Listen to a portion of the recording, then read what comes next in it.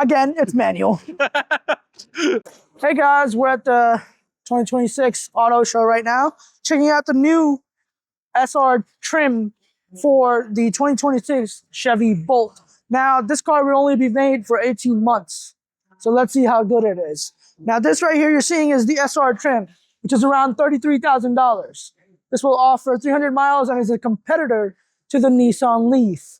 We'll see how the interior quality is and see if it's better than the Nissan Leaf. Right now, for the Nissan Leaf, the interior quality is way better, but we'll see what happens when we sit inside. Now, if you want a cheaper model, which is even cheaper than $30K, around $28,000, you will get 262 miles as a 100 charge. So 10 to 80, let's say 250 miles, 240 miles on a charge. Now, let's go around over here. This obviously does not have a frunk. You can see right here, it's all wires and everything, so it's fine. For the design, it's up from the previous generation. It's a change a little bit, but not a lot, so people know what the hell it is. Now, if you go to the side, all right, guys, let's check out the front seats. Let's see if they're more comfortable or not. Okay, at a first glance, it's a little bit smaller, the seat-wise, the size-wise, and everything, than the Nissan Leaf we just checked out. Now, the position is a lot lower. It's a lot better. You can see a lot more out. You can sit lower a little bit. Now, the steering wheel, you could probably manually move it down. I like this a little bit better than the Nissan Leaf because it's an individual, your tailored gauge cluster. Now, you have this screen, which is currently not on, obviously. Let's see. Oh, it is. There you go. You get Google Play, you can Google Maps, inbuilt. You don't even need your Android Auto, Apple CarPlay and everything. But if you want to, you can. Yep. Let's check out here. We got 2 wireless chargers, maybe for your sunglasses. All right, guys, this is the cubby right here. You can see it's narrower, not really wide. You can look up here. Sun visors, you have your SOS on, your headlights, your moonroof. You actually have a roof here. You can bring it all the way back. You have your visors. You have space just like the Toyota Highlander here to put your phone and everything.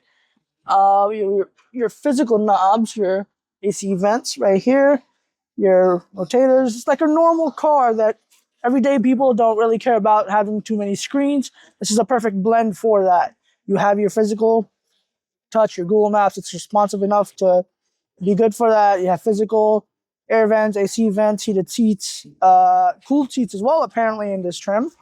I don't know if you get Super Cruise as standard. You might have to option that as a package. But even if you don't, you have standard cruise control that you can use. Right now, it says at a 100% charge, 303 miles, around the same as the Nissan Leaf. Now let's check out the back seats. Let's see how big they are. All right, let's see how big these are.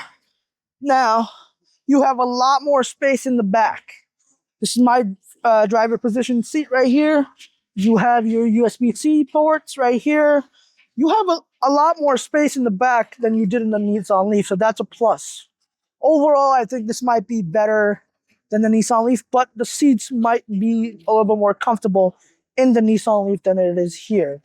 And then you have let's see if this happens. Yes, it does. It doesn't have it. It's a lot smaller than the Nissan Leaf. It doesn't extend a lot more, but it's wider.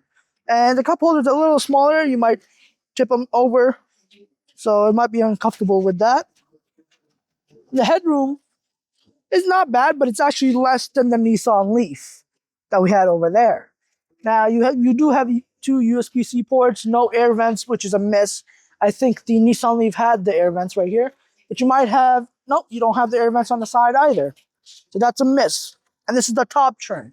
So I don't know how you don't have air vents in the back for your passengers. All right, guys, let's check out the trunk of the Chevy Bolt. If it would be, oh, it's manual. It's not powered, which is, I guess, most people like that. Now, let's see the under cubby here. That's actually pretty big. You can fit a tire in that. Let's see. Now, on the side, you don't have, oh, you have this. You could probably put some hooks on it. They have a light right there. Now, let's see if this goes down. Yes, it does. Right here. Up. Yep. There you go. Now you can see the amount of space right there. That's actually pretty big. Oh, all right.